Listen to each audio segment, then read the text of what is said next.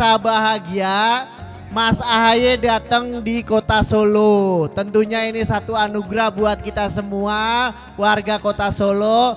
Dan Mas Ahaye ini ingin dengar dari teman-teman para milenial sebelum nanti Mas Ahaye memberikan sepatah dua patah kata. Kita balik nih, kalau anak muda biasanya kalau sambutan itu capek ngedengernya. Lebih baik sekarang kita berikan kepada teman-teman milenial, saya kasih kesempatan yang mau bicara, nunjuk tangan dan bicara apa aja. Kita sendiri masyarakat Indonesia pengen bangsa kita maju, tetapi masih di masyarakat kita masih ada perselisihan mau bagaimana bisa maju. Karena ya begitu tadi, masih ada perbedaan di antara kita. Ini yang saya pertanyakan, di mana keadilan itu? Tadi disampaikan oleh Nasrani ada diskriminasi di lingkup pekerjaan, mungkin di lingkup kampus. Yang bahaya adalah kalau kemudian itu dieksploitasi sehingga seolah-olah mayoritas, kemudian di sini ada minoritas. Harusnya kita guyup jadi satu. Semua punya kesempatan yang sama. Meritokrasi penting. Tetapi juga ada yang dinamakan sebagai affirmative action. Ini memberikan kesempatan kepada siapapun yang mungkin dianggap selama ini kurang mendapatkan perhatian dan kesempatan yang setara. Mudah-mudahan ke depan ini kita benar-benar bisa menjaga stabilitas negara kita, baik itu politik, baik itu keamanan, terutama jangan sampai terjadi pertentangan antar identitas, antar kelompok suku, agama, ras yang ada di Indonesia ini. Pertanyaan saya terkait dengan kepatuhan pajak di Indonesia, Mas Ahaye.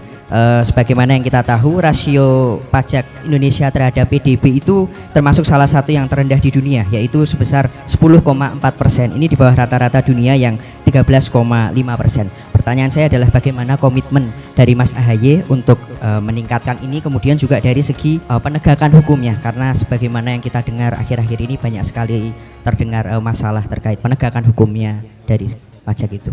Nah, disinilah harapannya ke depan. Kalau menurut saya nggak usah berbicara meningkatkan pajak dulu, rasionya sudah oke lah begitu. Tetapi bagaimana yang ada ini benar-benar masuk sepenuhnya ke kas negara dan diperuntukkan sebenar-benarnya untuk rakyat lagi, untuk publik, untuk pembangunan fisik maupun pembangunan sumber daya manusia tadi, pendidikan, kesehatan, meningkatkan kesejahteraan dan lain sebagainya. Ini yang sebetulnya harus dibenahi dan dimulai dari mana? Ya dari pemerintahan itu sendiri, baik di tingkat pusat, provinsi maupun kabupaten kota. Nah, dengan demikian kemudian juga dibangun mekanisme checks and balance yang baik begitu ya, sehingga semua bisa mengawasi dan pada akhirnya merasakan.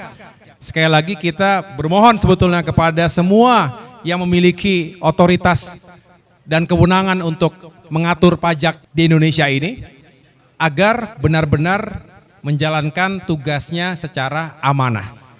Jangan menyelewengkan uang rakyat. Beberapa anak muda sekarang itu lebih nggak peduli, apatis terhadap politik seperti itu. Padahal kita pun juga sadar sebenarnya politik itu tuh penting buat kemajuan bangsa Indonesia seperti itu. Nah, menurut Mas Agus sendiri, gimana sih cara biar kita tuh anak muda peduli sama politik, nggak apatis lagi sama politik, tertarik sama politik seperti itu? Terima kasih. Kalau orang-orang yang baik melakukan atau mengatakan hal itu, orang-orang yang punya kapasitas juga mengatakan udahlah kita nggak usah ikutkan politik, biar kita kerja aja sendiri sesuai dengan profesi kita, tapi nggak ada yang mau menyentuh-nyentuh politik. Jangan menyesal, jangan menyalahkan keadaan jika nanti yang di politik adalah mereka yang tidak punya kapasitas dan tidak punya integritas. Dan tujuan yang benar itu pasti didedikasikan untuk masyarakat, bangsa dan negara. Idealis memang terkesan seperti itu, tetapi bayangkan kalau tidak ada lagi yang punya idealisme. Semua profesi butuh idealisme. Politisi harus punya idealisme, nggak boleh hanya yang penting saya menang, yang penting jadi anggota dewan, yang penting jadi kepala daerah, yang penting jadi presiden. Kalau itu yang terjadi, politik lagi-lagi hanya menjadi wahana untuk mencari dan mempertahankan kekuasaan. Saya suka sedih kalau ada lihat anak muda, mahasiswa, aktivis yang takut bicara di negerinya sendiri, terbungkam suaranya karena diintimidasi, ditakut-takuti dan lain sebagainya. Padahal suara kritis anak muda dibutuhkan dari masa ke masa. Nggak ada kebangkitan nasional kalau nggak ada anak muda, betul? Nggak ada sumpah pemuda kalau nggak ada anak muda, betul? Nggak ada kemerdekaan Republik Indonesia tahun 45 kalau tidak ada anak muda, betul? Tidak ada gerakan pembaharu pasca 65 ketika tidak ada anak muda. Tidak ada reformasi 1958 kalau tidak ada anak muda. Nah pertanyaannya, akankah Indonesia emas 2045 jika tidak ada anak muda yang bersuara kritis tadi? Hampir mustahil.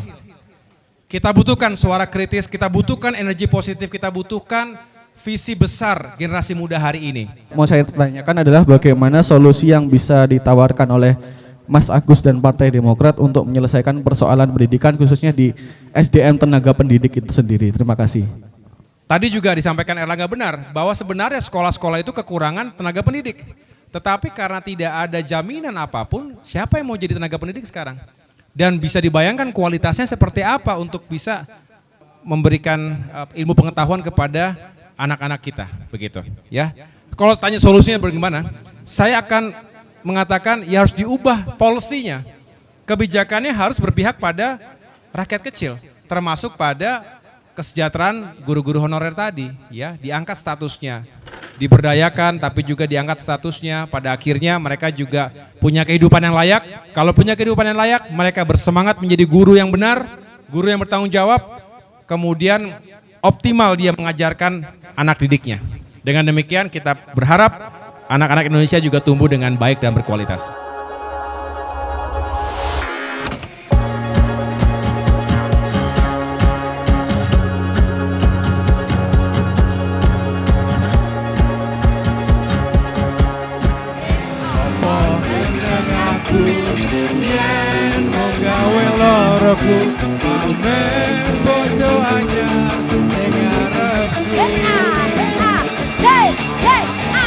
Terima kasih. Luar biasa, terima kasih Mas Ahaye dan juga Mbak Anissa. Mas Ahaye semoga sehat walafiat tentunya, terus habis itu kuat untuk menjadi pemimpin Partai Demokrat. Harapannya ke depannya semakin sukses selalu, maju terus dan selalu Semakin inovatif. selalu peduli sama rakyat.